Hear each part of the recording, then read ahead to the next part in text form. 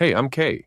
Welcome to Kay's Chit-Chat, where your quiet thoughts become stories and your stories might help someone else feel less alone.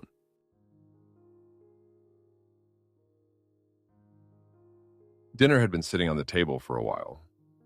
The food was cold now, with a thin layer of grease floating on top of the soup. Claire sat at the table, back straight, hands in her lap. She checked her watch for the third time in 10 minutes. 8:47. Mark had texted at 5:08 p.m., running late. No reason, no time, just two dry words like an announcement. She got up and carried the dishes to the kitchen. Her hands shook a little when she picked up the plate of baked salmon. She looked at the wrinkled skin and remembered standing at the seafood counter for 15 minutes that afternoon, picking out the perfect piece. The guy at the counter had smiled and said, "Your husband is a lucky man." She put the food in the fridge. The door clicked shut and cold air hit her face in waves. The living room was so quiet she could hear the clock ticking. She sat on the couch and turned on the TV. Blue lights swept across her face. She wasn't watching anything. She just wanted to hear voices in this house that was over 2,000 square feet. Their son, Ethan, had been doing an internship in another city for 3 months now. Mark had said it was a good opportunity that they shouldn't hold him back. Claire agreed. She always agreed with Mark. She just didn't realize how big the house would feel when she was alone in it. The garage door opened at 10:12. She heard his familiar footsteps. Heavy, dragging a little, nothing like the quick, confident steps Mark had when they first got married. Now it sounded like a man bringing all his work stress home with him. Mark walked into the living room. His white shirt had the sleeves rolled to his elbows, his tie hanging loose around his neck. He looked at her and smiled a little, but the smile didn't reach his eyes. "You're still up?" "Waiting for you. Got so busy I almost forgot to eat." He wasn't lying, Claire knew. There was a faint stain of tomato sauce on his shirt, the kind you get from eating a sandwich in a hurry at your desk. "I'm gonna shower." He went upstairs. Each step was steady but slower than usual. Claire sat still, listening to the water running in the bathroom. She counted. She always knew how long Mark showered. Today he took 12 minutes, 3 minutes longer than usual. He was probably sitting in the tub, resting, not wanting to come out. 20 minutes later, Mark came downstairs in his pajamas, his hair still a little damp. He sat next to her on the couch, but left a gap between them, about an arm's length. "How was your day?" "Same old." "Jen still takes you to lunch, right?" "Yeah." Silence. Mark rubbed his hands together, stared at the TV for a few seconds, then stood up. "I'm exhausted, going to bed." "Okay, go ahead." He bent down and gave her a quick kiss on the forehead, fast, like you'd tap a kitchen counter. His lips were dry and a little cold. Claire listened to his footsteps go upstairs, the bedroom door open and close. She turned off the TV. The room sank into silence and darkness, just the streetlight coming through the window, drawing long orange streaks across the floor. She went to bed at 10:50. Mark was already lying on his side, facing the window, his back to her. His breathing was even, not the breathing of someone asleep, but of someone trying to fall asleep. Claire knew the difference because she'd done the same thing. She lay on her back, hands on her stomach. The mattress sagged a little on Mark's side, making a slight slope so she kept sliding toward him. She pushed herself back to her spot. She stared at the ceiling. There was a small crack in the plaster, about as long as your hand, running from the corner into the room. She'd looked at that crack every night for 6 months now. At first, it was just a thin line, but now it was wider, with bits peeling off. She remembered when they first got married, Mark never slept with his back to her. He'd lie facing her, his hand on her waist, his warm breath on her face. Some nights, they'd talk until 2 or 3 in the morning, not about anything important, just random stuff about their day. She remembered his laugh back then, a deep laugh that came from his belly. Warm and real, nothing like the polite smile he gave now. Claire turned slowly, looking at her husband's back in the dark. His shoulders were still broad, but the curve of his back looked tight, like a guitar string wound too far.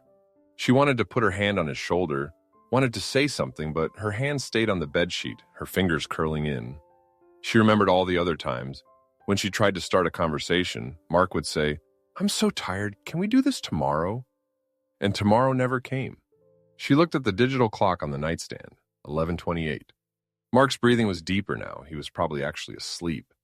His breath was slow and steady, like distant waves. Claire sat up slowly. The mattress shifted a little, and she froze, looking at Mark. He didn't move. She slipped her feet to the floor, didn't turn on any lights, and walked out of the bedroom barefoot. The wood floor was cold under her feet. Each step made a little noise, but she knew Mark was a deep sleeper. He wouldn't wake up. She went downstairs, her hand gripping the railing so hard her knuckles turned white. The living room was pitch black except for the light from the wall clock and the street outside. She sat at the desk in the corner where her laptop was. She opened it. Blue light lit up her face. She squinted, the brightness hitting her eyes. The screen came on, showing the wallpaper. A family photo from 2 years ago at the beach. Ethan was younger, standing between her and Mark, all three of them smiling. She looked at the photo, at her own smile in the picture. She couldn't remember the last time she'd smiled like that. The cursor blinked in the search bar. Her hands were on the keyboard, fingers trembling a little. She stared at the empty search bar like it was a pit she was about to fall into. She looked toward the kitchen at the fridge holding all that cold food. She looked upstairs where Mark was sleeping with his back to her. She looked out the window at the empty street, all the houses dark. Her fingers typed. The first letter took her almost 10 seconds. When the letters appeared in the search bar, they spelled out a word she'd typed so many times her fingers knew exactly where to go. A word that had nothing to do with work reports. Nothing to do with the news, nothing to do with anything a perfect woman like her should be searching for. She hit enter. The screen loaded. Thumbnails appeared in rows, colors bright in the blue light. Claire leaned back in her chair.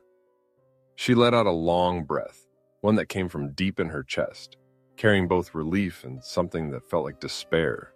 She put her hand over her face, her warm palm blocking the screen light. In the darkness behind her hand, she closed her eyes. She knew tomorrow she'd be perfect Claire again. She'd wake up at 6 o'clock, make coffee, pick out clothes, get to the office on time, smile at her coworkers, answer emails politely. Jen would ask her to lunch, ask about Mark, about Ethan, and she'd say everything was fine. But right now, in the middle of the night in this huge house, with her husband sleeping with his back to her, Claire wanted to be someone else. She took her hand down, eyes fixed on the screen. Blue light hit her face again, reflecting in her pupils like two small flames. She put on her headphones. Sound filled her ears, drowning out the house, drowning out the silence, drowning out Mark's steady breathing upstairs. In the small world of her screen and headphones, Claire wasn't the perfect woman. She was just a woman trying to fill a nameless emptiness. And as the blue light painted shadows on her face, as the sounds from her headphones crept into every corner of her mind, Claire began her familiar journey, the search for something, anything, to make the emptiness eating her from the inside go away. At 11:30, the office got noisy. Chairs scraping, footsteps heading to the elevator, groups of coworkers laughing and talking about lunch plans. Claire sat at her desk, eyes still on a spreadsheet she'd finished 15 minutes ago. Her hand was on the mouse, her pointer finger twitching a little. She knew Jen would show up any second. "Claire, let's go." Jen's voice came from behind, loud and energetic like always. Claire turned around, forcing a smile. Jen was already next to her desk, purse in hand, jacket on. "I can't today," Claire said. Her voice was dry, her throat scratchy. "I've got a ton of reports. Need to finish before this afternoon." Jen looked at the screen, looked at the spreadsheet, then looked at Claire's face. Her stare lasted longer than usual, long enough that Claire's face started to burn. "You sure this new place is amazing? Really good food." "Yeah, I'm sure. Next time." Jen was quiet for a few seconds. Claire could feel her staring like a flashlight in her face in a dark room. She looked down, opened some random file, scrolled around for no reason.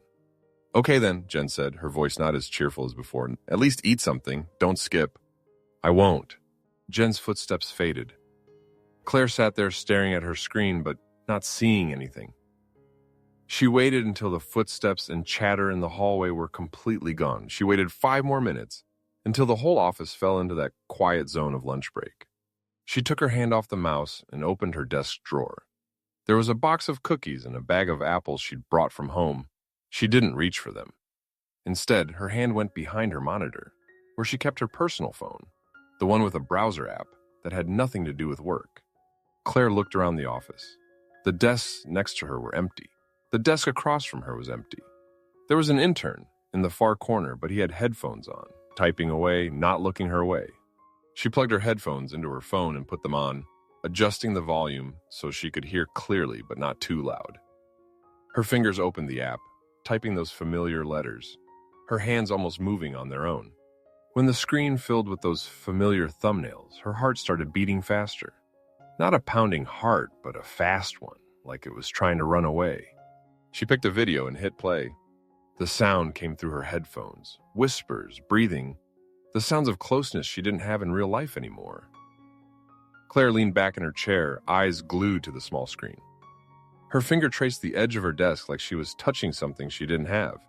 She noticed her hand was clenched. Her knuckles were white. She tried to relax, but after a few seconds, her hand tightened again.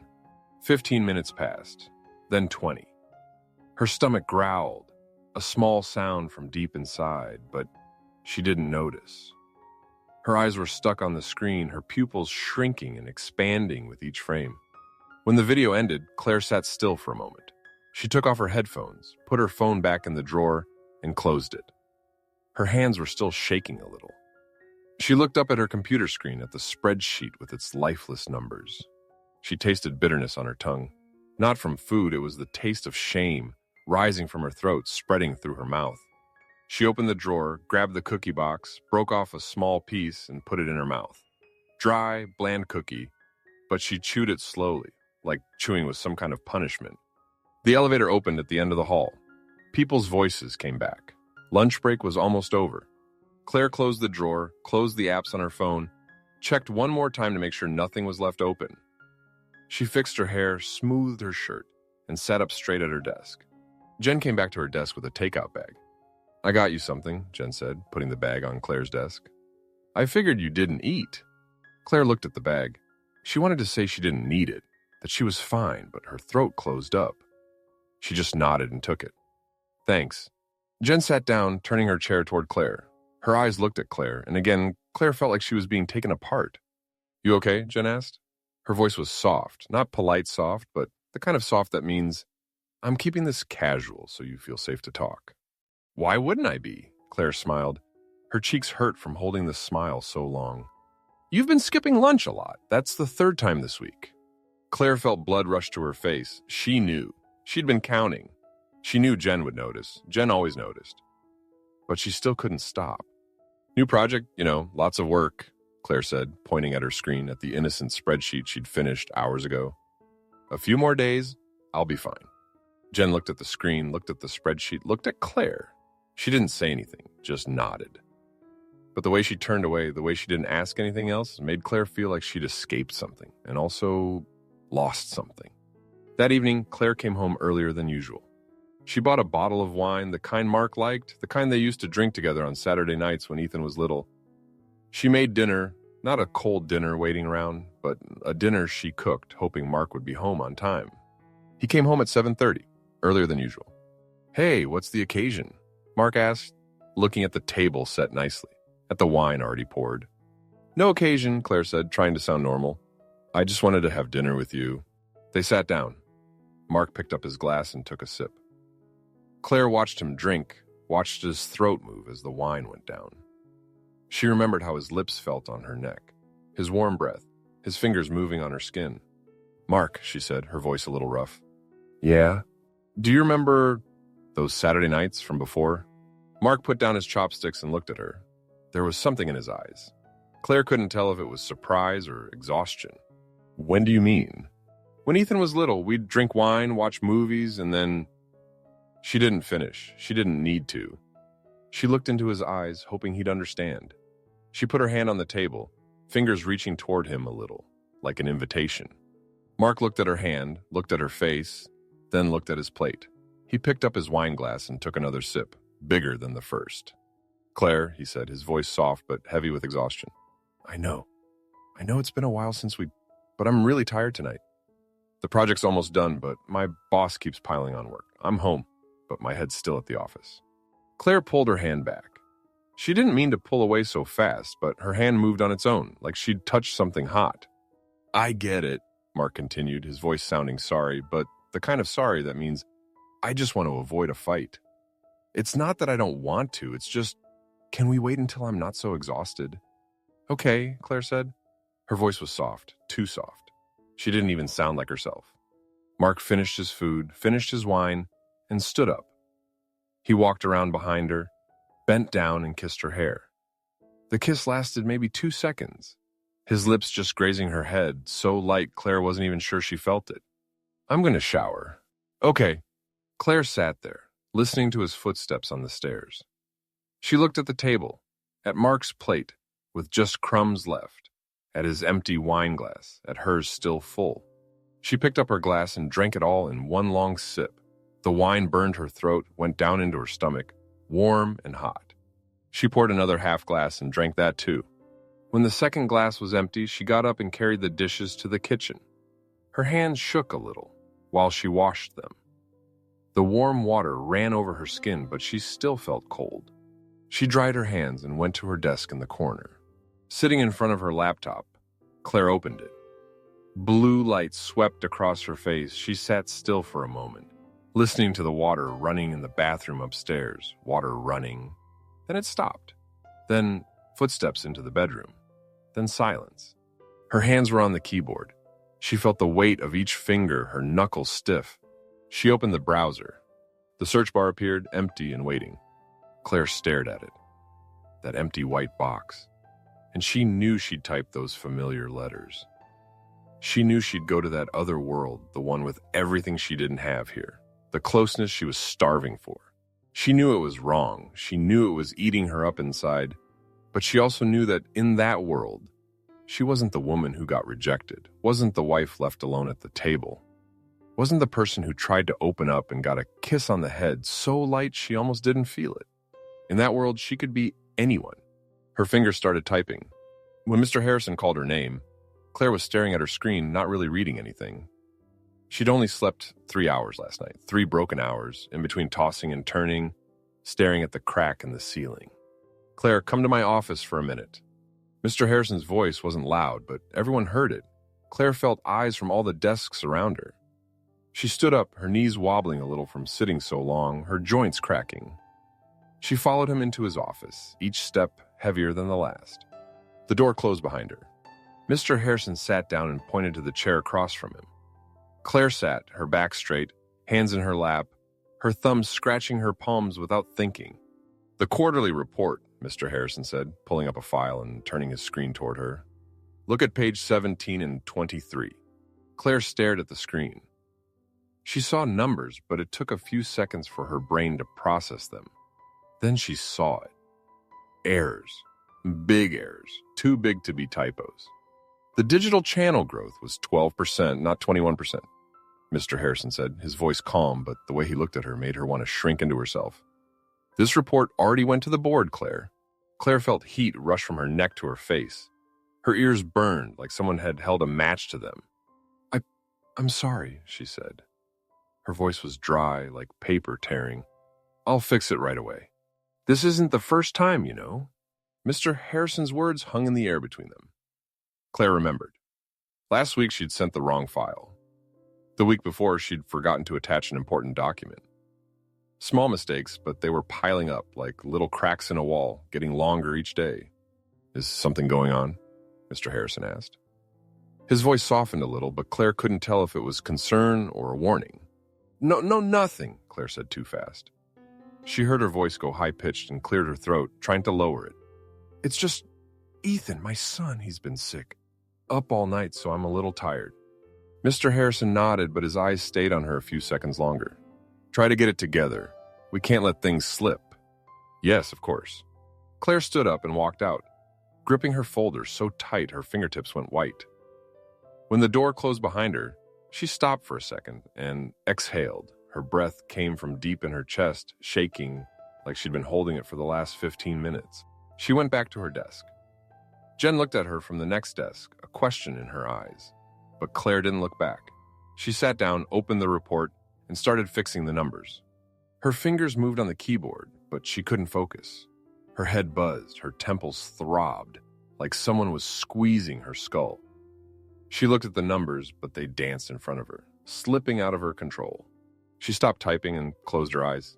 Behind her eyelids, she saw Mr. Harrison's face, saw Jen's stare, saw the report with all those wrong numbers. She saw her own face too, the face of a woman who couldn't even handle the basic stuff anymore. She opened her eyes and the clock on her computer said 11:42. From that day on, Claire started using the small conference room at the end of the hall. That room hardly got used except for team meetings on Tuesdays. The rest of the week, it was empty. It had a lock and Claire had tested it. When you locked it from the inside, no one could get in without a key. At lunch, she'd bring her phone and headphones, walk down the hall, open the door, step in, lock it behind her. The first time she did it, her hands shook so much it took 10 seconds just to plug in her headphones. She sat in the big chair at the head of the table, her shirt sticking to her back with cold sweat, the smell of fabric and old carpet filling the closed room. She opened the app. The familiar thumbnails appeared, but this time it felt different. They weren't just tiny images on her phone screen at her desk anymore. They were on a bigger screen now, colors bright, the sound from her headphones filling up her whole world. She hit play. Right now, no Jen, no coworkers, no eyes on her. Just her, the walls, the locked door, and the world on her screen. Claire leaned back in the chair, letting the sound wash over her. She closed her eyes, but after a few seconds, she opened them again, eyes glued to the screen. Her lips pressed together. Her breathing got shallow, faster. She put her hands on the table, palms flat against the cold wood. Her hands were a little sweaty. She didn't notice. 20 minutes passed, 30. By the third time, she didn't shake anymore. Her hands got used to locking the door, used to plugging in her headphones, used to sitting in that big chair. She even knew exactly what she was going to watch. Which video, which channel, the keywords already automatic. She started bringing a water bottle so her throat wouldn't get dry. She started setting an alarm so she wouldn't watch too long. She started controlling her time, controlling everything. Or so she thought. It was Thursday. Claire was sitting in the conference room, screen bright, sound in her ears. She'd been watching for about 15 minutes, leaning forward a little, her hands on the table, fingers tapping to some invisible rhythm. She didn't hear the footsteps in the hallway. Knock, knock, knock. Claire jumped. Her phone slipped out of her hand and hit the table with a loud thud. She grabbed for it, fingers hitting the wrong buttons, the screen still on, still showing what shouldn't be showing. Claire, are you in there? Jen's voice. Claire's heart pounded so hard she could hear it in her ears, louder than her headphones still playing. She yanked her headphones out, the cord tangling around her wrist, her headphones flying off and hitting the floor. She turned off the screen, her finger hit the power button, but the phone didn't turn off right away. It showed that shutting down message, and for 1 second, Claire saw her face reflected in the dark screen, pale, eyes wide, lips tight. Yeah, I'm here, Claire said. Her voice echoed in the small room, higher than normal, like someone trying to sound normal, but failing. 1 second, she shoved her phone in her pocket and bent down to grab her headphones. Her hands shaking so much it took 2 tries, stood up, straightened her shirt, smoothed her hair, and opened the door. Jen stood in the hallway holding a takeout bag, her face hard to read. You were in there alone? Jen asked, looking past Claire into the empty room. Yeah, needed to focus on a report, Claire said. She stepped out, pulling the door closed, but she pulled too hard. The door slammed against the frame, making both of them jump. Jen looked at Claire's hands, at Claire's face, then at the closed door. You okay? Your face is red. Claire touched her cheek. Her skin was hot, so hot she could feel the heat in her palm. She knew she was red from her neck to her forehead, red like a burn. It's hot in there, Claire said. The AC doesn't work in that room. Jen looked at her. 3 seconds, but it felt like forever. Claire felt each second pass, each heartbeat pounding in her chest, each drop of sweat on her back, going cold, leaving a chill down her spine. I brought you food, Jen said, holding up the takeout bag. You keep skipping meals. I didn't want you to be hungry. Claire took the bag. Her hand touched Jen's hand, and she flinched. Jen's hand was cool, so cool Claire could feel the difference between Jen's cold skin and her own burning one. Thanks, Claire said. Her voice was softer now, but so soft it sounded weak, like someone who'd just run a long way. Jen didn't ask anything else. She just nodded, smiled a little, and walked away. Claire stood there, holding the takeout bag, watching Jen walk down the hall, turn the corner, disappear. She waited until she couldn't hear footsteps anymore. She went back into the conference room, opened the door, stepped in. She sat down, put the bag on the table, but didn't open it. Her hand went to her chest, where her heart was still pounding, still racing like it wanted to break out. She looked at her phone through her pocket. Through the fabric, she could see the dark screen, silent. She wondered if Jen had opened the door 1 second faster, if Jen had knocked 1 minute earlier, what would have happened? She didn't want to think about it. She opened the takeout bag, but she wasn't hungry. She chewed a few bites, but couldn't taste anything. Her eyes went to the window where the noon sun poured in, painting bright squares on the floor. In that small conference room, with the door closed behind her, Claire felt like she'd just survived an accident, but she also knew accidents like this wouldn't stop. One day, she wouldn't turn off the screen fast enough. One day, the door would open at the wrong time. She knew that, but she still couldn't stop. She took out her phone and opened the app again. Her fingers still shook, but she kept going. Because in that world, there was no Mr. Harrison, no Jen, no questioning eyes, no wrong numbers, no shame of being called into the boss's office. In that world, she wasn't the woman slowly losing herself. In that world, she could be anyone. The number on the screen hit Claire like a slap in the face. 14%. Her KPI for the month was only 14%. The target was 80%. She stared at the red bar graph running across her screen like an open wound. Everyone else's blue bars stood tall and steady, but hers was tiny, sitting all alone at the bottom. Claire sat still, her hand on her mouse, but she couldn't move her fingers. She knew Mr. Harrison had seen these numbers. He always checked KPI reports on Monday mornings, and now it was 10 o'clock, 2 hours since the report went out. Her desk phone rang. Claire jumped so hard the mouse slipped out of her hand and fell on the floor. She bent down to pick it up and hit her head on the edge of the desk. Pain shot through her temple. She picked up the phone, her voice dry. Claire speaking. "Come to my office." Mr. Harrison's voice was short. No question, no greeting. Claire put the phone down. Her hands shook as she closed the report, shook as she stood up, shook as she walked down the hall. Each step felt like she had rocks tied to her feet. She felt eyes from all the desks around her, but she didn't dare look back. Mr. Harrison's office was closed tight, blinds down. The air in the room felt heavy, his cologne mixing with the smell of old paper. He didn't ask her to sit. He stood behind his desk, hands on the surface, looking at her. "Claire, do you know why I called you in?" She stood in front of the desk, hands clasped in front of her stomach. Her fingers squeezed so tight it hurt. "The KPI report," she said. Her voice was thin, like a thread that could break any second. 14 months, Mr. Harrison said. His voice wasn't loud, but each word landed like a brick on her shoulders. "Do you know what that number means? It means that for the past month, you basically didn't work, not worked less, basically didn't work at all." Claire swallowed. Her throat was so dry the saliva got stuck somewhere in her neck, making her feel like she was choking. "I let it slide last time," Mr. Harrison continued. "I gave you a chance, but this time I can't ignore it. You understand, right?" "I understand. This is your final warning, Claire. Next month, if your KPI doesn't improve, I'll have to make a decision. You know what I mean?" "Yes." She said it, and it felt like the word was pulled from deep in her chest. She stood still, waiting for him to say more, but he just looked at her with disappointment. That look hurt more than yelling ever could. "You can go." Claire turned and walked out. The door closed behind her. She leaned against the hallway wall, closing her eyes. Her breath came fast, like she'd just run a long way. Her shirt was soaked with sweat, the fabric sticking to her skin, cold. She opened her eyes and looked down the hall toward the small conference room. The door was closed, dark. From that day on, Claire went to the conference room every day. Not just at lunch anymore. Then she started going earlier, staying later. 15 minutes turned into 30, 30 turned into an hour. She sat in that closed room, her phone screen bright, her headphones drowning everything out. And then one day, she saw the message. "To see more, please become a member." Claire stared at the message. The free stuff wasn't enough anymore. She'd watched the same videos over and over, knew them so well she could predict every next frame.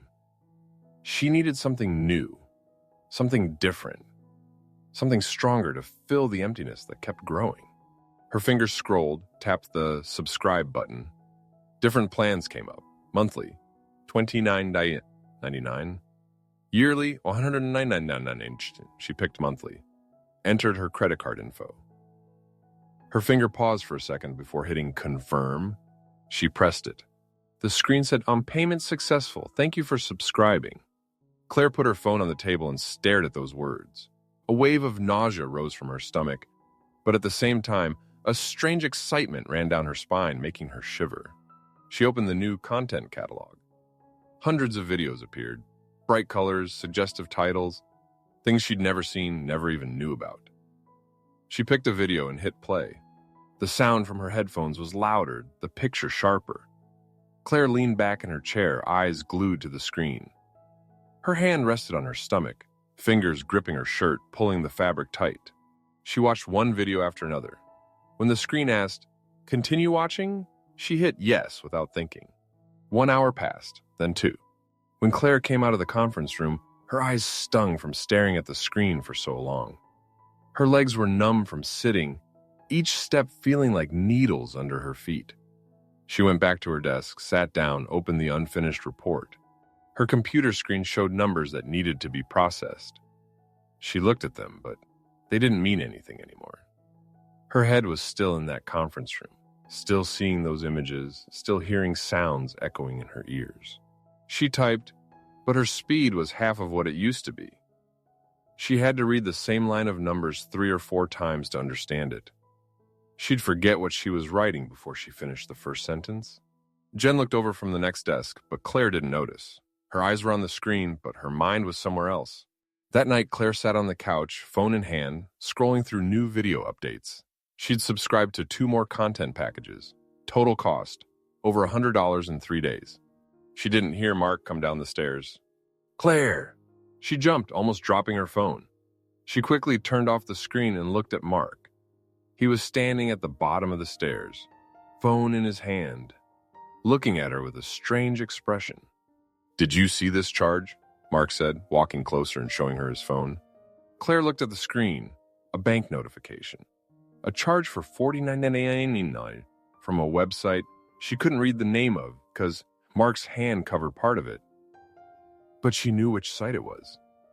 Her heart pounded, fast and hard, like someone was punching her chest from the inside. "This one's weird," Mark said, his voice normal, but his eyes were starting to narrow, the look of a man beginning to suspect something. "There was another one yesterday, $29.99. Do you know what these are?" Claire felt all the blood rush to her face. Her skin burned so hot she thought Mark could see the heat rising off her. Her hands were freezing, resting on her lap, trembling so much she had to clench them to hide it. "Oh," she said, trying to sound natural, but her voice came out higher than normal. I bought a gift for a coworker. Jen's birthday is coming up, and we all chipped in for a group gift." Mark looked at her without saying anything. Claire felt each second tick by, each heartbeat pounding in her chest. She tried to keep a smile on her face, but her mouth felt stiff like someone had put glue on her lips. "Jen?" Mark asked. "Yeah, Jen. I texted her about it. You want to see?" Claire reached toward her phone, like she was ready to show him, but her hand was shaking, and she knew Mark saw it. Mark looked at her hand, then at her face, then at the phone she was holding. He shook his head. "No need," he said, his voice back to normal, but something in his tone made Claire uneasy. "Just asking. Saw a weird charge, worried someone stole the card." He turned and went upstairs. Claire sat still, watching his back disappear around the corner. She waited until she heard the bedroom door close. She exhaled, a long, shaky breath like she'd been holding it for the last few minutes. She put her hand to her face, palm against her cheek. Her skin was still hot, but now mixed with the dampness of sweat. She looked at her phone. The screen was dark, but she knew inside it was a whole world waiting for her. A world she couldn't share with Mark, couldn't share with anyone. A world eating up her money, her time, little pieces of who she was. She looked up the stairs where Mark had disappeared. She heard him moving around in the bedroom, the closet opening and closing, the sounds of a normal life, a life she was slowly losing. Claire picked up her phone but didn't open it. She just held it, feeling its weight in her hand. It was heavier than she expected. She put it down on the table, then picked it up again. Put it down, picked it up. Finally, she unlocked the screen. Blue light lit up her face again, pushing the darkness away. She opened the app, scrolled through her partially watched videos. Her finger stopped on one with a bright red thumbnail. She looked up the stairs again. Silence. She hit play. Sound came out of the phone's speaker, quiet, but in the empty room it echoed like a whisper from someone standing very close. Claire quickly plugged in her headphones, but in that short moment between the sound starting and the headphones going in, she heard it. And she knew she'd crossed another line. She knew next time Mark would ask more questions. Next time he wouldn't stop there. And she knew one day she wouldn't be able to lie anymore. But right now, in the small world of her phone screen, Claire didn't want to think about that day. She just wanted to be here in this moment, where there were no KPIs, no Mr. Harrison, no questions from Mark, no shame, no feeling of falling. Where she could be anyone, do anything, without paying the price. But she knew the price was coming. She just didn't know when. The big conference room on the 12th floor was packed. Claire sat in the third row, back straight, hands on the open laptop in front of her. The air in the room was cold, AC blowing from the ceiling, cool air brushing the back of her neck, making her shiver. But her palms were sweaty. So sweaty that when she put her hands on the keyboard, the keys felt slippery under her fingers. This was the quarterly review meeting. Everyone from the communications department was there. Mr. Harrison sat at the head of the table, next to two deputy directors from the main office. The big projection screen was bright, showing the creative department's report. Claire looked at her laptop clock. 9:47. 13 more minutes until her turn.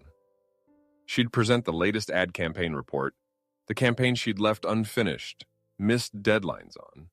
Had to ask Jen for help just to get it done on time. She opened her report file, checking one last time.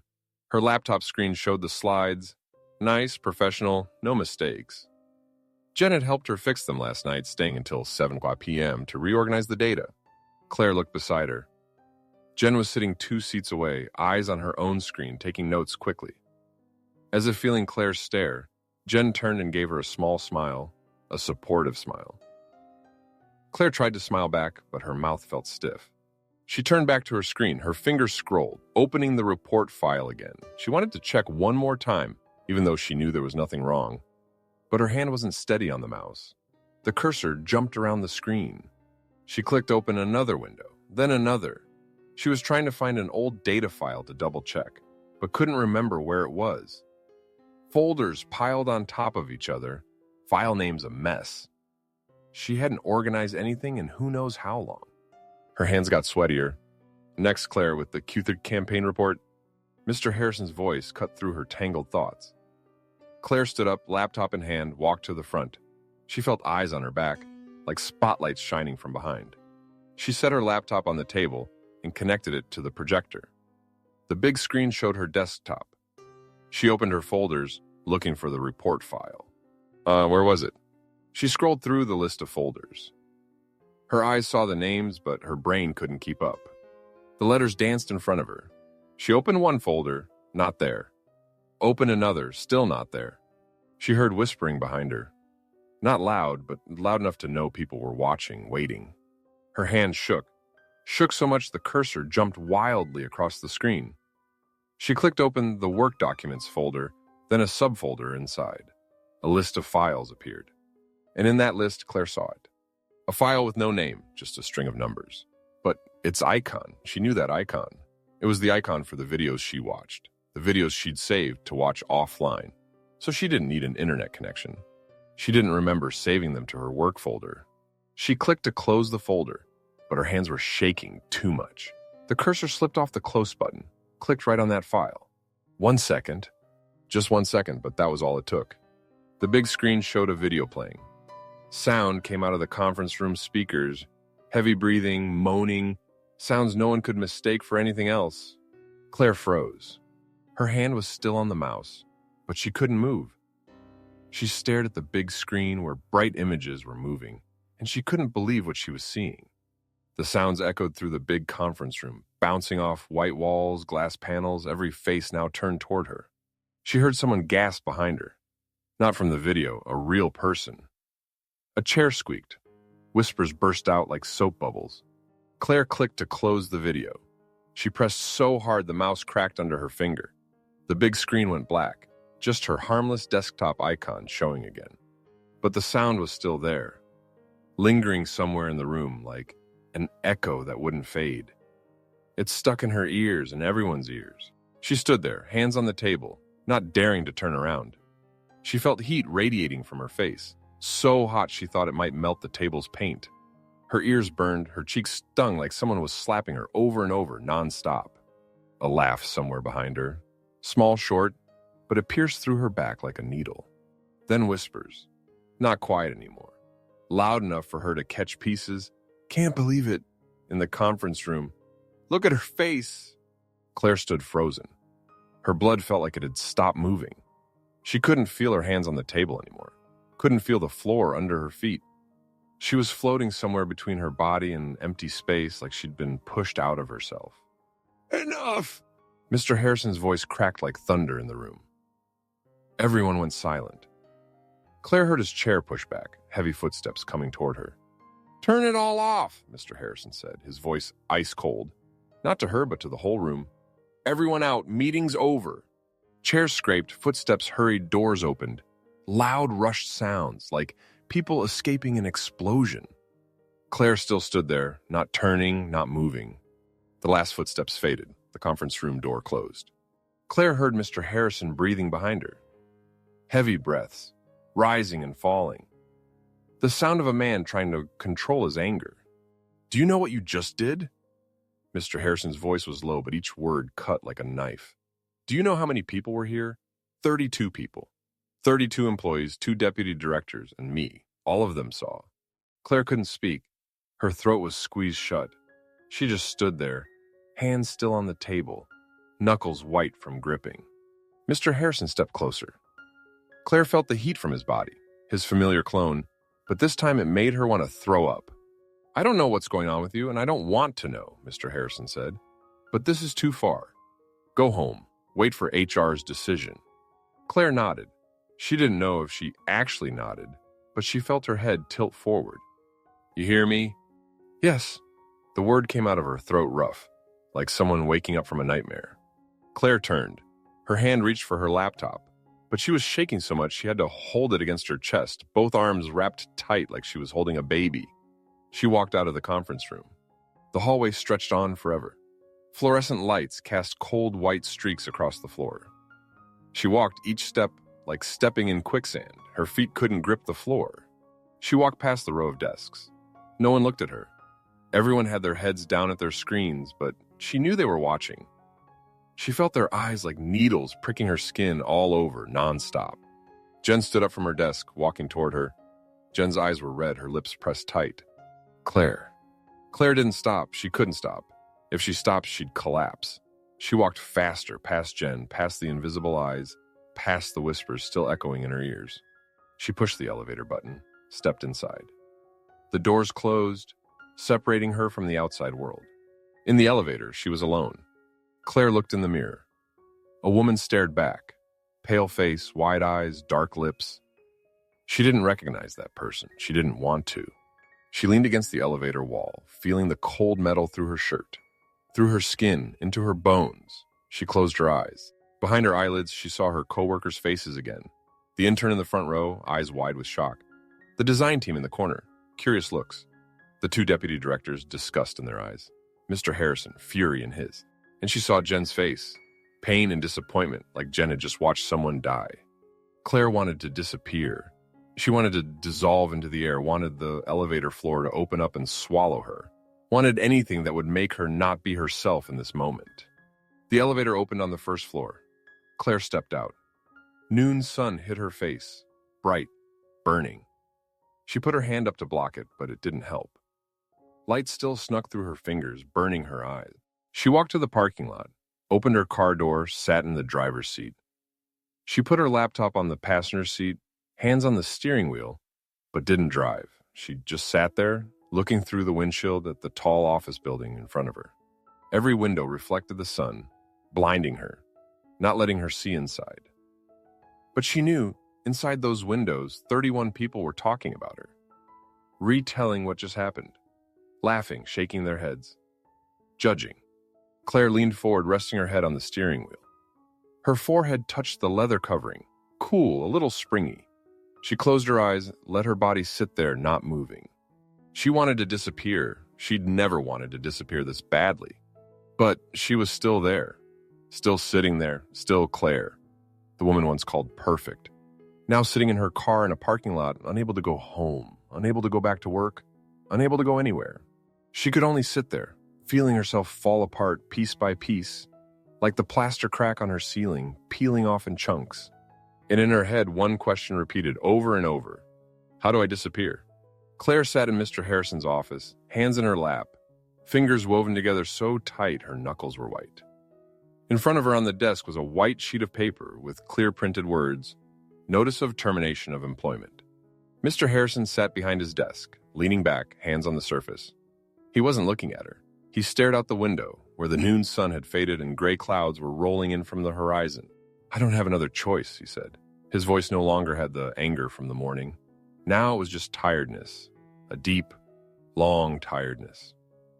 You understand, Claire, what happened this morning? It was just the final straw.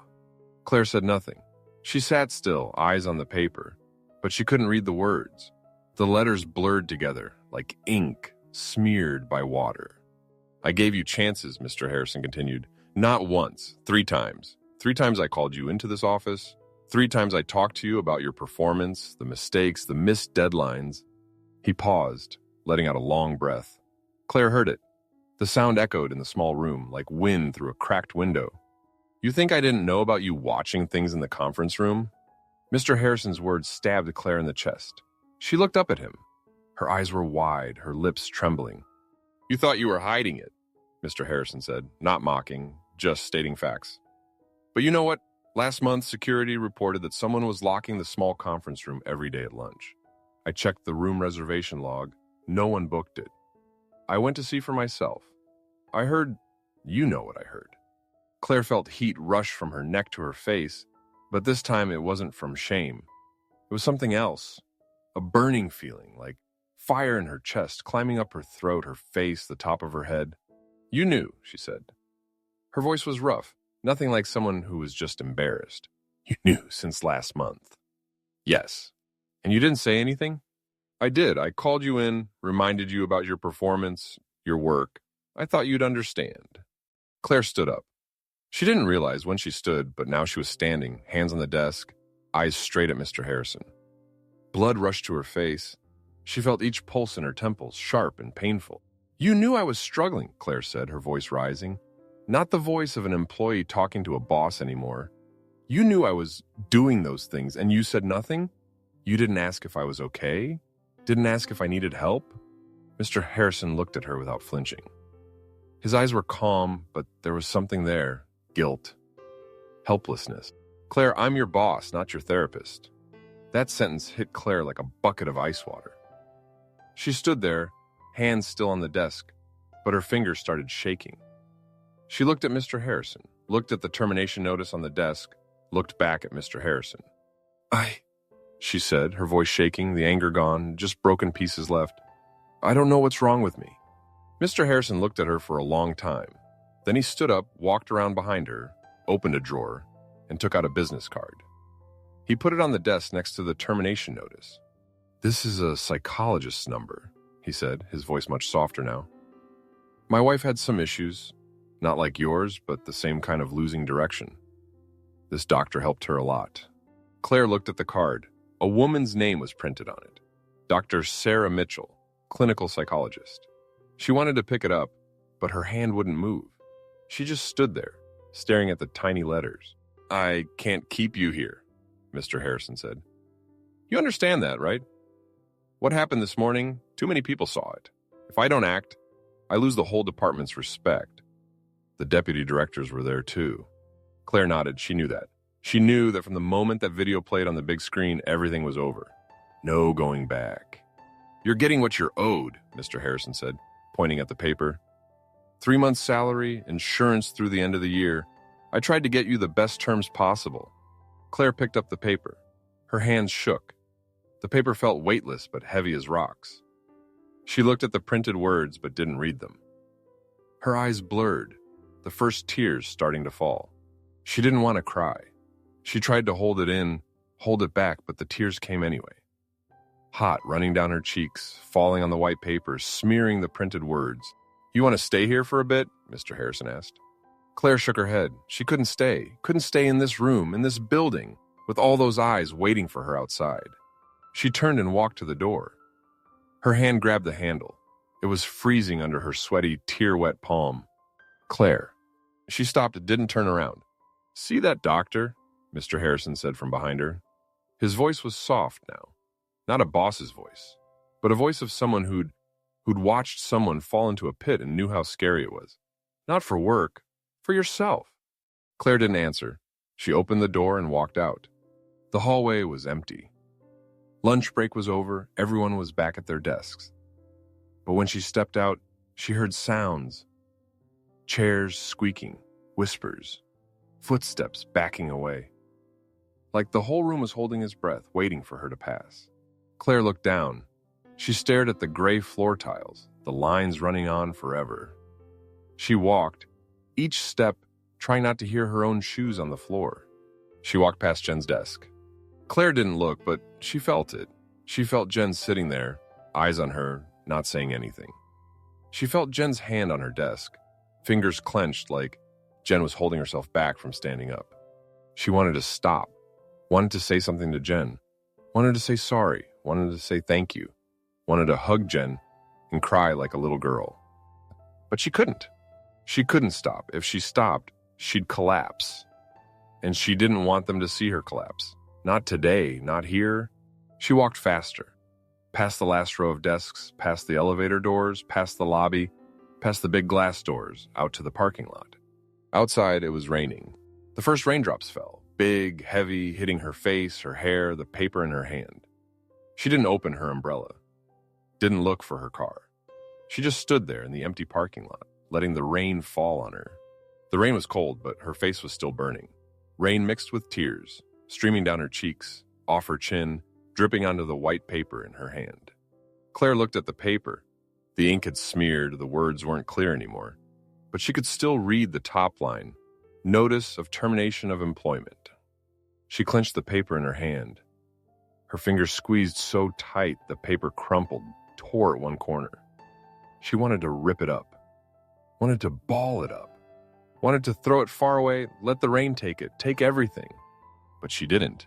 She opened her hand and looked at the crumpled, wet paper. She stared at it for a long time, then looked up at the sky. Dark gray clouds stretched to the horizon, not a trace of sun. She thought about her empty house, about Mark, who would ask how her day was, about the credit card charges, about the videos that brought her here. She thought about the business card Mr. Harrison gave her, still in her pocket. She could feel its sharp corner pressing into her palm when she put her hand in her pocket. She stood in the rain, soaked, shivering. No one was around. She was completely alone. And for the first time in a very long time, Claire didn't reach for her phone, didn't reach for her screen, didn't reach for that fake world to escape. She just stood there, letting the rain fall, letting the tears fall, letting the feeling of falling apart wash over her. Because she knew, now there was nowhere left to hide. The car had been sitting in the garage for 2 hours. Claire was still behind the wheel. Her clothes had dried a long time ago, but she still felt cold. The cold had seeped into her skin, her bones, making her fingers stiff, unable to let go of the steering wheel. She looked through the windshield toward the door to the house. The familiar white door, the window next to it dark. She hadn't turned the lights on. The house was quiet, waiting. The termination notice sat on the passenger seat, dry now but still crumpled, a torn corner. Claire looked at it, then back at the white door. She had to go inside. Mark would be home any minute, and she had to tell him. She opened the car door and got out. Her legs were numb. She had to hold on to the car door to stand steady. She picked up the paper and walked slowly toward the house. Inside, everything was still, same as when she left that morning. The dining table was empty. Her coffee cup was still on the kitchen counter. Dried sludge at the bottom. Claire put the paper on the table, then sat down facing it. She didn't turn on the TV, didn't open her phone. She just sat there, hands on the table, staring into nothing. It had been a long time since she'd sat in this house without screen noise. Now the silence was deafening. She heard the fridge humming, the clock ticking, her own breathing. And in that silence, she also heard the sound of shame, hissing in her ears, reminding her of what happened. The looks, the laughter behind her back. The garage door opened at 7:23. Claire heard the car pull in, the car door close, the familiar footsteps. Her heart pounded so hard she felt it in her throat. She put her hand to her chest, feeling the fast beat under her palm, like a trapped bird in a cage of ribs. Mark walked in. He was still in his work clothes, tie hanging loose. He looked at her, and Claire saw the change in his face right away. His eyes stopped at her clothes, her work outfit from that morning, but wrinkled, dried wrong after getting wet. Then his eyes went to her face, where dried tear tracks still showed, her eyes red and swollen. "Claire?" Mark put his bag on the floor and walked closer. "You're home early? What's going on?" Claire didn't answer. She looked at him, at his eyes shifting from surprise to worry. She wanted to speak, but her throat was squeezed shut. Only a small sound came out, like a moan from someone waking up from a nightmare. She pointed at the paper on the table. Mark looked at the paper and picked it up. His eyes scanned the words. Claire watched his face change, from curious to confused to stunned. He read to the end, then read it again from the start. His hand started shaking, the paper trembling in his grip. "You got fired," Mark said. His voice didn't sound like his normal voice. It was higher, thinner, like air escaping from a small hole. "Why? What did you do that—" He didn't finish. He looked at her, waiting. Claire stood up. She didn't remember standing. Her legs were shaking. She had to hold on to the table. The table was freezing under her palms, the cold seeping into her skin. But it didn't cool the fire burning inside her. "Mark," she said. Her voice was rough, like someone who'd been crying for hours. "Sit down." Mark didn't sit. He stood there, eyes locked on her face. "You're scaring me, Claire. What happened? Tell me." Claire closed her eyes. Behind her eyelids, she saw the projection screen again, the images, heard the sounds. She saw Mr. Harrison's face, her coworkers' faces, Jen standing up with red eyes. She opened her eyes. "I was watching stuff I shouldn't have been watching at work," she said. The words came out of her mouth so soft she couldn't believe it was her voice, like a thin thread that could snap any second. Mark frowned. "Watching what?" Claire felt blood rush to her face. Heat rose from her neck, spreading to her cheeks, her ears. She'd never felt her face this hot, like her skin was burning. "Adult videos," she said. Her voice shook, but this time it was clear. "I was watching adult videos at work, during lunch, in the conference room." The last words were squeezed out of her throat, breaking when they hit the air, leaving a bitter taste in her mouth. Mark stood still, didn't move, didn't speak. His face was blank, like a white sheet with no writing. Claire looked at him, and in that silence, she heard her heart beating, each beat like a hammer on a coffin. "Today," Claire continued, because she knew if she stopped, she'd never get it all out. "Today I was presenting my report in front of the whole company, and I opened the wrong window. Everyone saw, everyone heard." Her voice cracked at the end. Tears started flowing, not drops anymore, but a stream like a valve that burst open. She didn't wipe them, let them run down her cheeks, off her chin, onto her hands gripping the table. Mark still sat there. He didn't get up, didn't come to her, didn't put his hand on her shoulder. He just sat there, looking at her, his face still frozen. "How long have you been doing this?" he asked. His voice was low, but not warm like before. Low, like someone trying to stay calm after a shock. Claire shook her head. She didn't know. She couldn't remember when it started. The days, the months all blurred together, the lines erased. She just remembered that first feeling, the feeling of something filling an emptiness she didn't even know she had.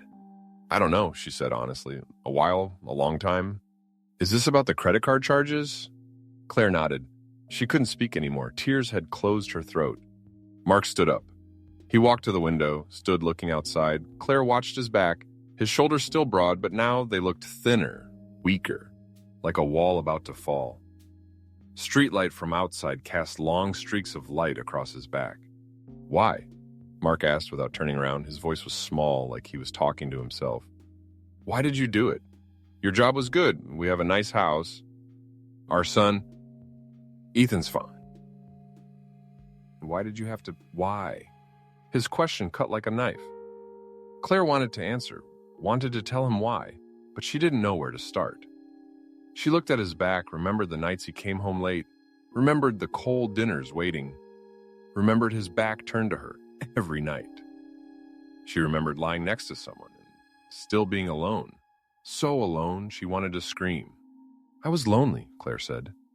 3 simple words, but when they left her mouth, they felt heavy as stones.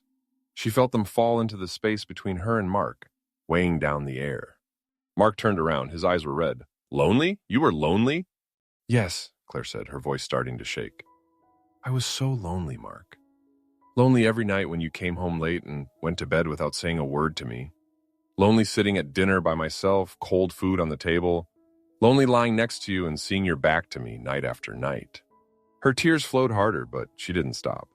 I tried to talk to you. I made dinner, bought wine, waited for you. I wore that dress you liked, came to you, touched you, and you said you were tired. You always said you were tired. Her voice broke. She had to stop to breathe. Her chest heaved, sobs stuck in her throat, burning. I didn't know what to do anymore, Mark. I didn't know how to fill that emptiness. And then I found that stuff. At first, it was just curiosity. Then it made me forget. Forget that you don't touch me anymore. Forget how big this house feels when I'm alone. Forget everything. She dropped onto the chair. Her legs couldn't hold her anymore. She sat there, hands in her lap, head down, tears falling onto her palms.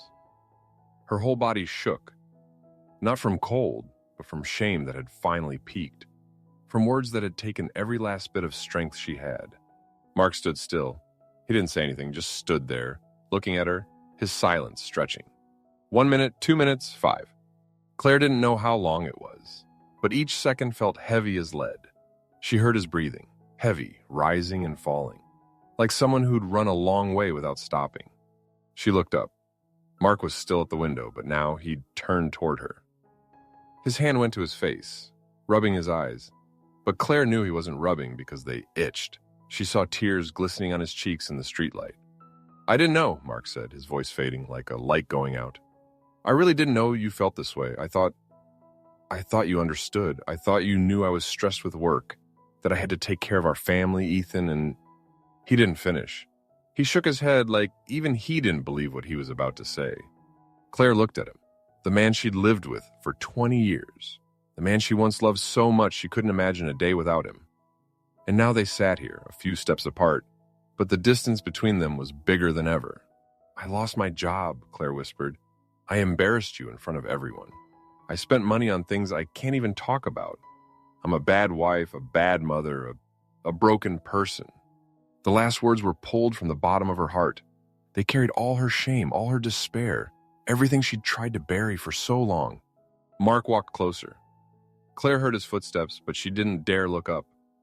She was afraid to see his face, afraid to see disgust, afraid to see disappointment. She just sat there, head down, tears falling. He sat on the chair across from her. Claire felt his weight on the chair, heard him breathe, heard the silence return. Silence. It stretched on, so long that Claire started to feel it like a living thing, something sitting between them, watching them, waiting. She wanted him to say something, wanted him to yell, wanted him to slam the table, wanted him to do anything to break this horrible silence. But Mark said nothing.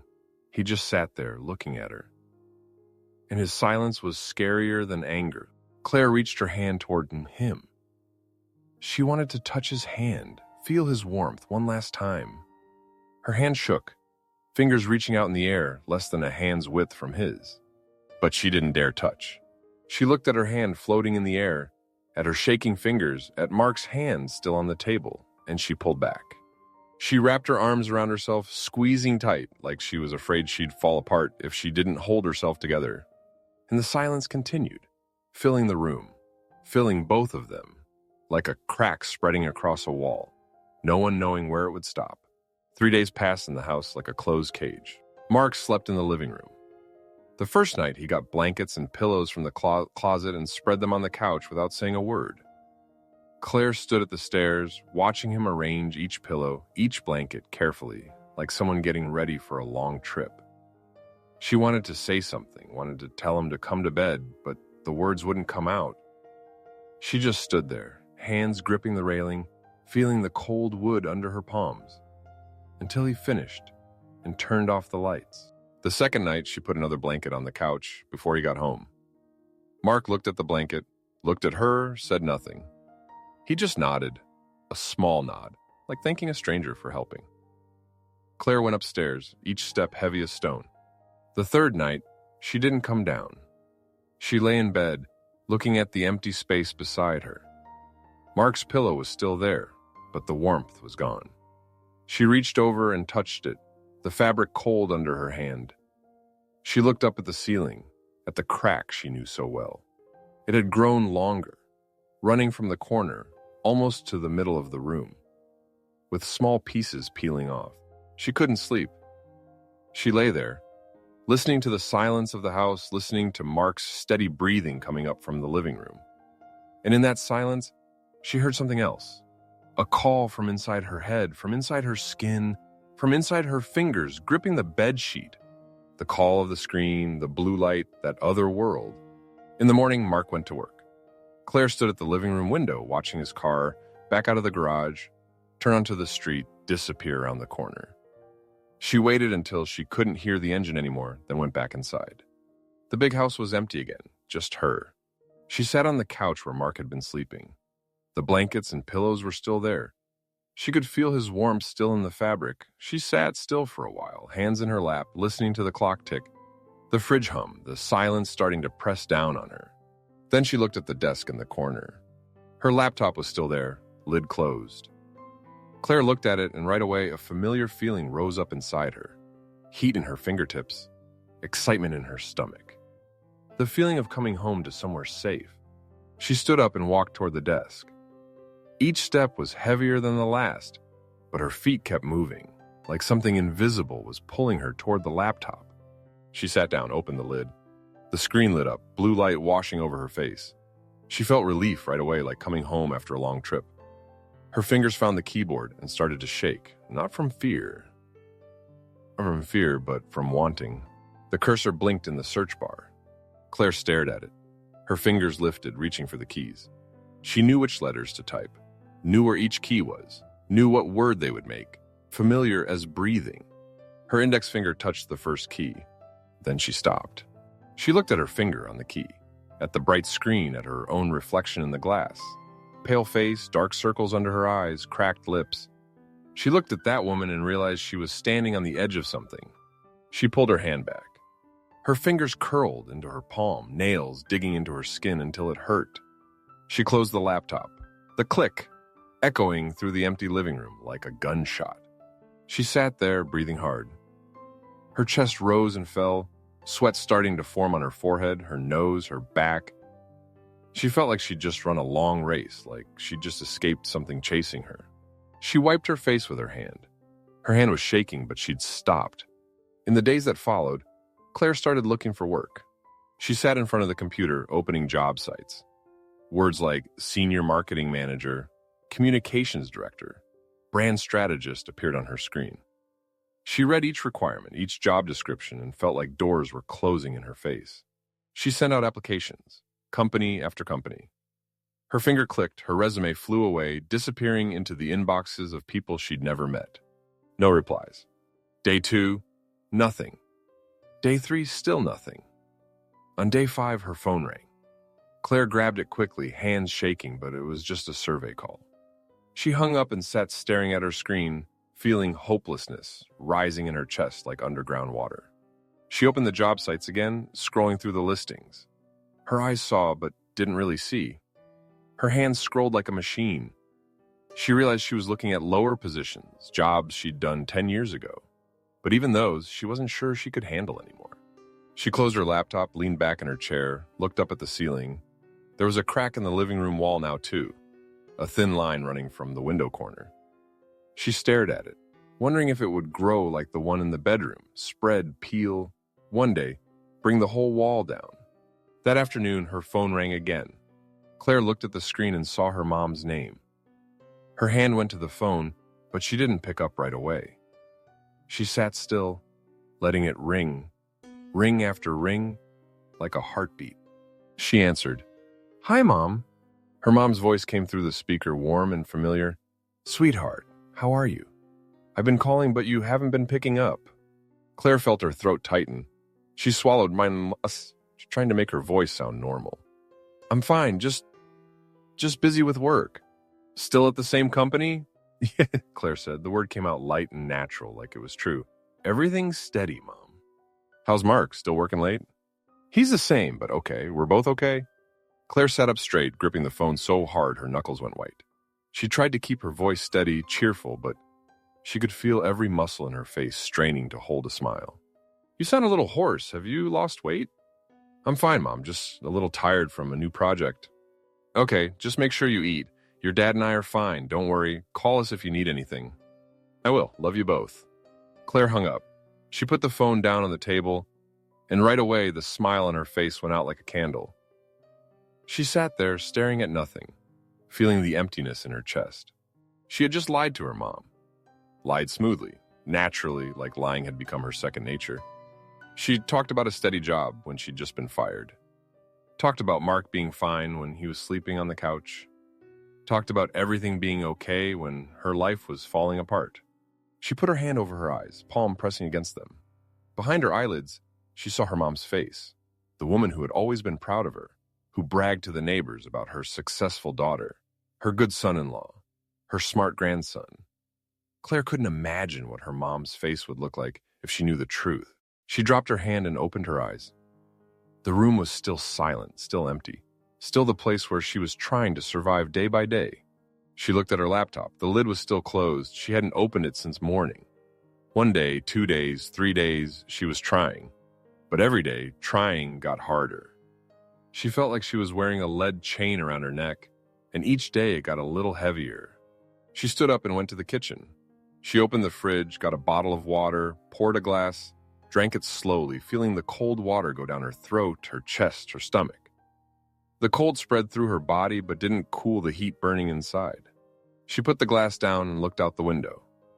Outside, the afternoon light was fading, the last rays of sun coming through the window frame, painting pale yellow streaks on the floor. Claire watched those streaks fade, die, leaving the room in darkness. She didn't turn on the lights. She sat still in the dark, hands on the table, feeling the darkness around her, something that both protected her and suffocated her. She thought about everything she'd lost, her job, her reputation, Mark's trust, her self-respect. All gone in one moment, one wrong click, one careless second. And she thought about what was left. The empty house, Mark sleeping on the couch, the lies she told her mom, and the crack in the ceiling getting longer, getting wider, like something trying to break through from the inside. Claire sat in the dark, not crying, not moving, just sitting and feeling. Feeling the weight in her bones, the emptiness in her chest, the itch in her fingers starting again. She looked toward the laptop in the corner. In the dark, it was just a black shape, silent, waiting. She'd stopped herself today, but she didn't know if she'd have the strength tomorrow. Saturday evening, Mark came home early. Claire heard the door open, heard him put his bag down, but didn't hear him walk into the living room like usual. She was sitting at the dining table, a cold cup of tea in front of her. She looked toward the kitchen and saw Mark standing in the doorway, holding a takeout bag. He didn't say anything, just walked in and put the bag on the table. Claire watched him open each container, arrange the food on plates. She recognized it. Italian food from the place they used to love, the restaurant they went to in the early years of their marriage. Mark sat down across from her. He looked at her, and Claire saw that the avoiding look from the past few days was gone. He looked straight at her, and his eyes held hers.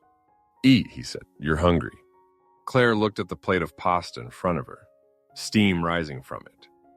She didn't feel hungry, but she picked up her fork anyway, twirled some pasta, put it in her mouth. The taste of cheese and tomato spread on her tongue, so familiar it made her want to cry. They ate in silence. Not the suffocating silence of the past few days, but a different silence, like they were both getting ready for something. When the pasta was gone, Mark put his fork down. He wiped his mouth with a napkin, then put his hands on the table, fingers laced together. Claire looked at his hands, the big knuckles, the tan skin, the wedding ring still there, shining under the light. "Claire," Mark said. His voice was low, steady, but Claire heard a slight shake at the end. "I'm sorry." She looked up at his face. Mark didn't look away. "I'm sorry I didn't see you," he said. "Not yesterday, not last week. It's been a long time. I don't know when it started, but I stopped seeing you. I only saw work, numbers, projects, and I thought everything at home was fine." Claire sat still.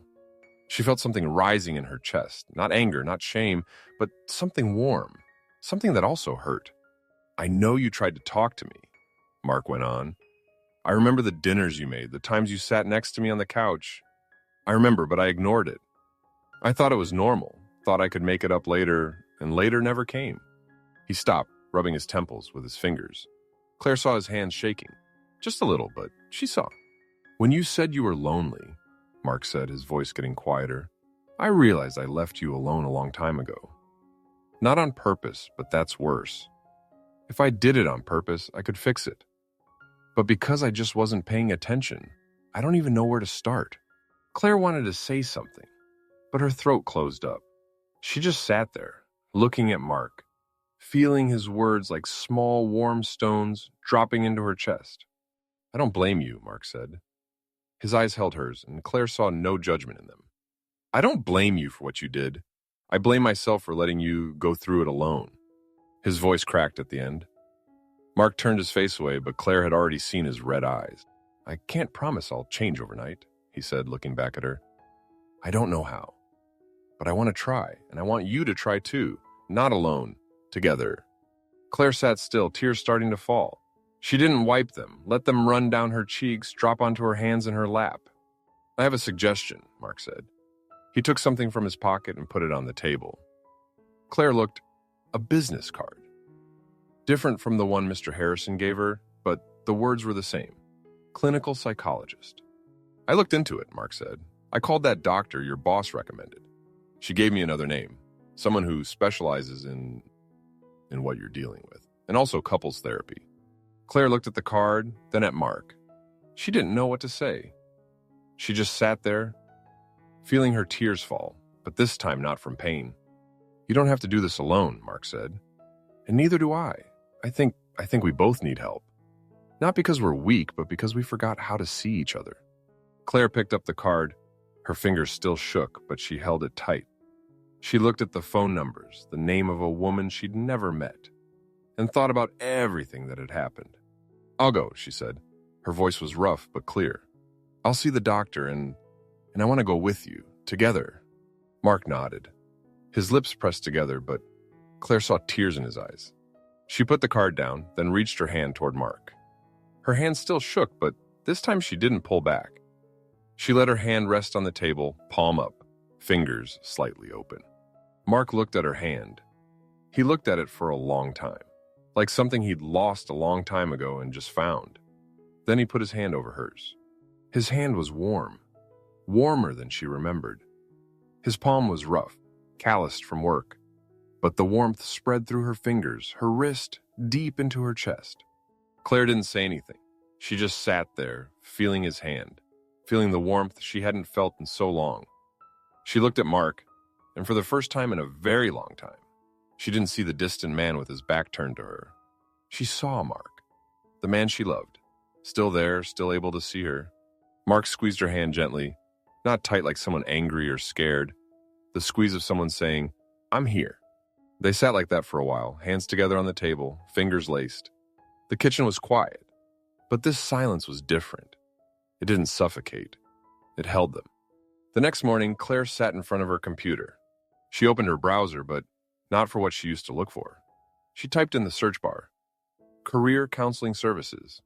A list of results appeared.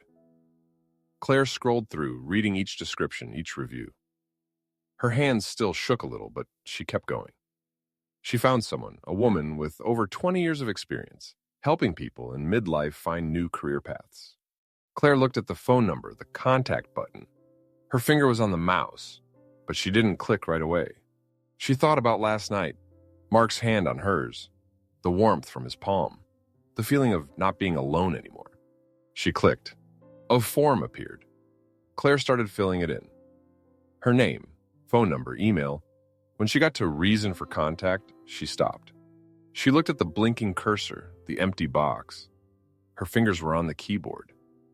She thought about everything that had happened. The days she'd drowned, the time she'd run away, the mistakes she couldn't undo. She thought about the crack in the ceiling, getting longer, but still not breaking through. She started typing. I lost my job after an incident involving... She stopped, deleted it, typed again. I'm looking for new opportunities after some time away. She looked at the words. They didn't tell the whole story, but they were true. She wasn't running anymore, but she didn't have to tell everything to a stranger right away. She hit send. The screen said, thank you for contacting us. We'll respond within 24 to 48 hours. Claire leaned back in her chair and let out a long breath. She looked up at the ceiling, at the familiar crack. It was still there, not gone. But today, in the morning light coming through the window, it didn't look as scary as it did at night when she stared at it in the dark. She stood up and walked to the living room. On the table, the psychologist's card was still there, next to last night's cold tea. Claire picked it up, looked at the numbers, the unfamiliar name. She would call, maybe today, maybe tomorrow. But she would call. The garage door opened. Mark was home earlier than usual. Claire stood still, watching him walk in. He smiled, not the polite smile from those distant months, but a real smile, tired but warm. Did you call? He asked. Not yet, but I will. Mark nodded and walked closer. He put his hand on her shoulder gently, like placing something precious. Claire felt the weight of his hand, the warmth from his palm through her shirt. I'll call too, Mark said, the couples counselor, together. Claire looked at him. The man she'd lived with for 20 years, the man who had once been part of her so completely she couldn't imagine being apart. And now, after everything, they were learning to see each other again. She nodded. Her eyes stung, but she didn't cry. She just stood there under his hand, feeling the warmth she'd thought was gone. Outside the window, morning light filled the room. The first rays of a new day came through the frame, painting long streaks of light across the floor. They ran along the wall, where the small crack had been for so long. The light didn't make the crack disappear, but it filled the darkness around it, made the crack not the only thing to see. Claire watched those streaks of light, felt Mark's hand on her shoulder, and knew the road ahead wouldn't be easy. There would still be cravings, still sleepless nights, still times she wanted to run away. But this time, she didn't have to run alone. She reached up and put her hand on Mark's. His hand was warm. She squeezed gently, and he squeezed back. 6 months. Claire stood outside her new office, coffee cup in hand, watching people pass by on the street. This office was much smaller than her old one. Just a room on the second floor of an old building, with 3 employees and a boss in his 50s who made coffee for everyone every morning. Her job was writing content for clients' social media pages. No more stressful KPI reports, no more meetings with directors, no more all-nighters to meet deadlines. The pay was half of what she used to make, but every morning when she woke up, Claire didn't feel the weight in her chest anymore. She brought her coffee to her lips and took a sip. Bitter, but warm. She felt the warmth spread from her throat to her stomach and realized she was smiling.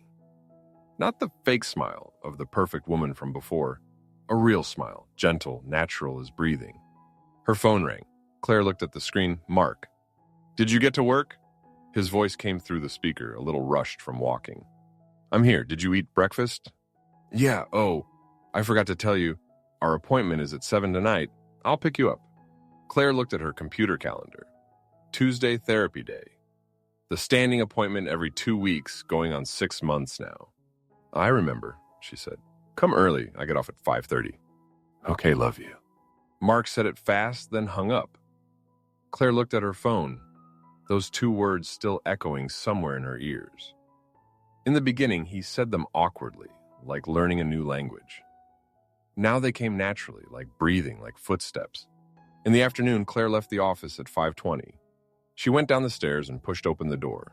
The fall air was cool, yellow leaves scattered on the sidewalk. She stood waiting, hands in her coat pockets, feeling her fingers warm up in the fabric. Mark's car was parked across the street. He got out and waved. Claire crossed the street, and when she got close, Mark reached out his hand. She took it. His hand was still warm, still rough, but now she knew every finger, every line, every callus. She knew he held her hand tighter when he was worried, looser when he was calm. Today, his hand was relaxed. Tired? Tired? He asked. No, today was easy. Mark nodded and opened the car door for her. Claire got in, buckled her seatbelt, watched Mark walk around the front of the car, get in, adjust the mirrors. Familiar movements, but she still liked watching. The therapy office was on a quiet street in a small white house. Dr. Sarah was a woman in her 50s, with short silver hair and kind blue eyes that really listened. Claire and Mark sat across from her like always. How are things? Dr. Sarah asked. Mark looked at Claire, gesturing for her to go first. Good, Claire said. I had a good week. Work is steady, no strong urges. Dr. Sarah nodded, didn't rush to ask more. She let the silence settle, the way she always did. Do you want to talk about the urges? Claire put her hands in her lap, fingers laced. She looked at her hands, at her knuckles, no more shaking. They're still there, she said, but not like before. Before, they were like a storm. They'd sweep me away before I knew what was happening. Now they're just a touch. I feel them, but I can stand still. What does that feel like? Claire closed her eyes, trying to find the words. Like standing in front of a door. I know what's inside, what I used to want, but I don't need to open it anymore. I can just stand there, see it, then walk away. Dr. Sarah smiled. That's big progress, Claire. Mark put his hand on hers. Claire opened her eyes, looked at him, at his hand on hers. She didn't say anything, just felt the warmth from his palm. And the session went on, with questions, silences, times she talked, times Mark talked, times they both sat quietly. They'd learned to sit in silence without being scared, to say hard things without fear of judgment. After therapy, they drove home. It was dark now, streetlights starting to come on, orange streaks on the wet road after a light rain. I called Ethan, Mark said. He's coming home this weekend. Claire looked out the window at yellow leaves floating in the gutter. Ethan knew everything now. She'd called him herself, sat in the living room, hands shaking around the phone. She told him everything, no hiding, no lies. Ethan was quiet for a long time after she finished, then said, Are you okay, Mom? And she'd cried. He said he misses you, Mark added. Claire turned to look at him. The dashboard lights lit up his face, making shadows. She saw new wrinkles at the corners of his eyes, more gray in his hair. The past 6 months hadn't been easy for him either. I miss him too, she said. Mark reached over and took her hand. One hand driving, one hand holding hers, like the early days of their marriage. Claire didn't pull away. She let her hand rest in his, feeling the warmth, feeling the life flowing between them. When they got home, Claire opened the door and turned on the lights. Light filled the living room, hitting the wall where the crack was. The crack was still there, not gone. But now it wasn't the first thing she saw when she walked in. She stood in front of the wall, looking at the crack that had become so familiar. It hadn't gotten bigger, hadn't gotten smaller. It was just there, part of the house, part of her life. Mark came to stand beside her. He followed her eyes to the crack. Do you want someone to fix it? He asked. Claire shook her head. Oh no, I want it to stay. Mark turned to look at her. Claire felt his eyes and turned to meet them. It reminds me that things can crack, she said. But crack doesn't mean broken. Mark didn't say anything. He just stood there beside her, looking at the crack, looking at her. Claire leaned her head on his shoulder. His shoulders were still broad, still strong, but now they weren't a wall. They were a place she could lean, not to hide, but to stand steady. On the weekend, Ethan came home. Claire stood at the airport, watching people come through the domestic arrival doors. She spotted him right away. Ethan was taller, thinner, but the way he walked, the way he looked up, looking for her, that hadn't changed. When Ethan saw her, he smiled. Claire ran toward him, and Ethan wrapped his arms around her. He was so much taller now. She had to stand on her toes to reach his shoulders. Mom, Ethan said. His voice was deeper, but still warm, like always. Claire couldn't speak. She just held him, feeling his warmth, his heartbeat through his shirt. Her eyes stung, but she didn't cry. Mark came up behind her, patted Ethan's shoulder. The three of them stood there in the busy airport, a small, quiet island. On the way home, Ethan sat in the back, telling them about his new city, his friends, the projects he was working on. Claire sat in the front, half turned to listen. Mark drove, glancing in the rearview mirror now and then, smiling. Everything okay at home? Ethan asked. Data. Claire looked at Mark. Mark looked at her in the mirror. Okay, Claire said, not perfect, but okay. Ethan looked at her, then at his dad. He didn't ask more. He just smiled, and Claire knew he understood. That night, after Ethan went to bed, Claire stepped out onto the balcony. The air was cool, but not too cold. She stood looking at the stars. Mark came out with 2 cups of hot tea. He stood next to her, looking where she was looking. What are you thinking? He asked. Claire didn't answer right away. She looked at the stars, the distant lights of other houses, the quiet night sky. Thinking about myself, she said, about everything that happened. Scared? Claire shook her head. No, just light. Mark didn't ask more.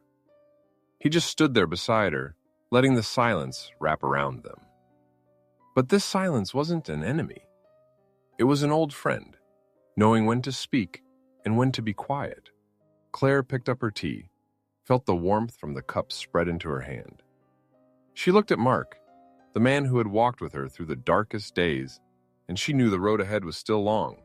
There would still be days she wanted to run, nights she couldn't sleep, times she looked at a screen and felt the pull still there, like embers under ash. But now she wasn't alone, and she'd learned that perfect wasn't having no cracks. Perfect was learning to live with the cracks, so the light could get in. Mark put his hand on her shoulder. Claire leaned her head against him, looking at the night sky.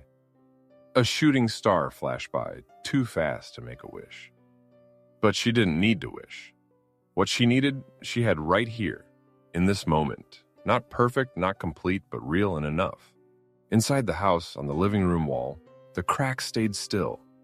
Not bigger, not smaller, but tomorrow morning, when the first rays of sun came through the window, they would hit that crack straight on, fill it with light, turn it from a wound into a place where light could pass through. And Claire knew that was all she needed.